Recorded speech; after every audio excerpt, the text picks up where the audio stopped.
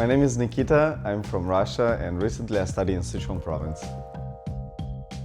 Yes, of course, because I'm studying in Sichuan, so the big activity came to this city and of course I need to participate and I also play basketball.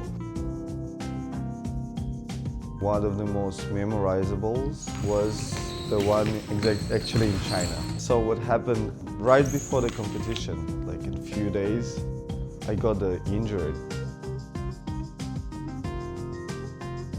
In my country, I have no idea how to get back to the form I had before the competition and definitely not gonna play.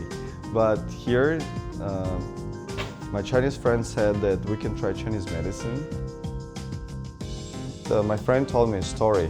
Sichuan Chinese traditional medicine has a huge history, but it started to participate in professional sports since 1962, I guess.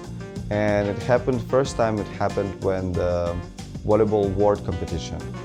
And from that time, almost in all competitions, like in national tournaments and Asian competitions and the world competitions, Olympic competitions, almost all sportsmen, they use the traditional Sichuan Chinese medicine.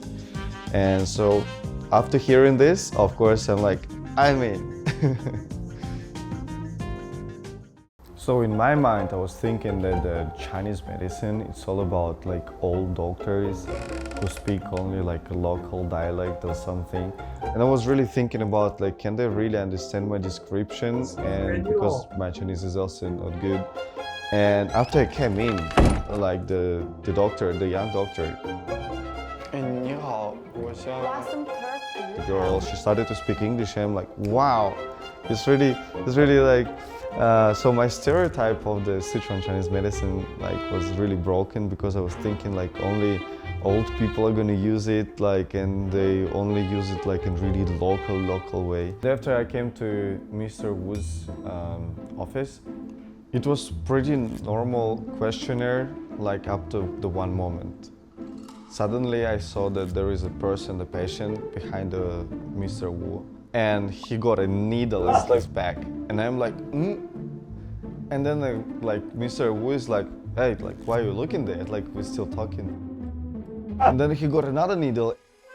I was so curious about this, and then I was so terrified, and then Mr. Wu just stood up and he's looking at my eyes, looking at my mouth, and I'm like, man, no, this is so scary. He used the Wenqie method to know my problem, and actually he got the right diagnostic. I didn't really believe that the cupping and needles can help me to get rid of my problem.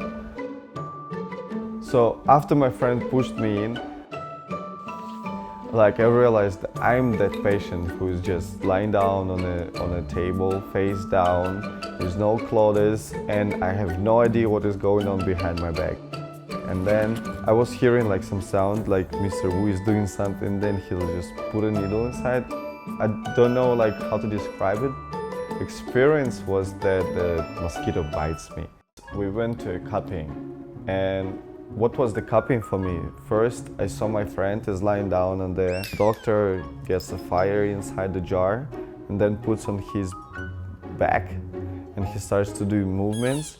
And then suddenly I got pictures in my mind oh, I saw that before. A lot of sportsmen actually, they have this I don't know how to explain. I thought it's tattoo actually. And they have this shadow things on their back. So I'm oh yeah, I want to try as well. I tried, and then the doctor got the first one on my back and he started to do this. I'm oh, it's pretty comfortable. Wow, I like it. And then we had a tour on Chinese medicine, I smelled them, really